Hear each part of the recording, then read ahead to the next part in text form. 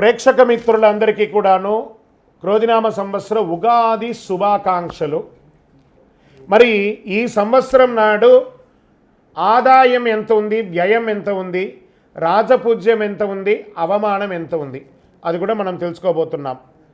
తెలుగు సంవత్సరాలు 60 సంవత్సరాలలో ఈ సంవత్సరం 38వ సంవత్సరంగా క్రోధినామ సంవత్సరం ఏప్రిల్ 9 మంగళవారం నాడు ఉగాది ప్రారంభమైంది.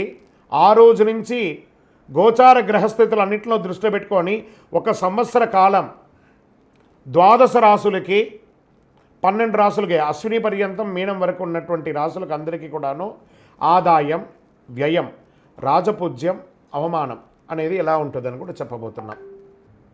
సింహరాశి వారు, మీరు మకా నక్షత్రం, పుబ్బా నక్షత్రం, ఉత్తరా నక్షత్రం యొక్క మొదటి పాదానికి సంబంధించిన మీరు సింహరాశి వారిగా పరిగణించబడుతున్నారు. ఆదాయం 2, వ్యయం 14. జాగ్రత్త.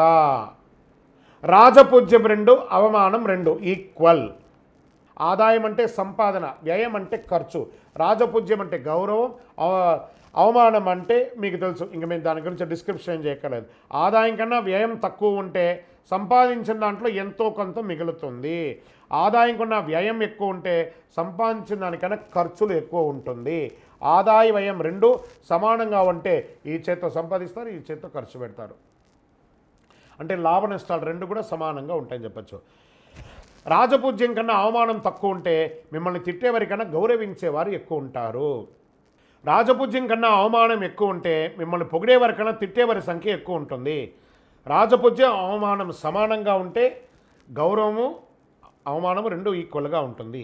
ఈ రెండింటిని కూడా బేరీజ్ చేసుకొని మీ నిత్య కర్మలు, నిత్య జీవితంలో ఎలా మెదలాలో సంపూర్ణ పంచాంగ విశ్లేషణ, రాశిఫలిత విశ్లేషణ కూడా కమింగ్ ఎపిసోడ్లో చెప్పడం జరుగుతుంది. విజయోస్తు.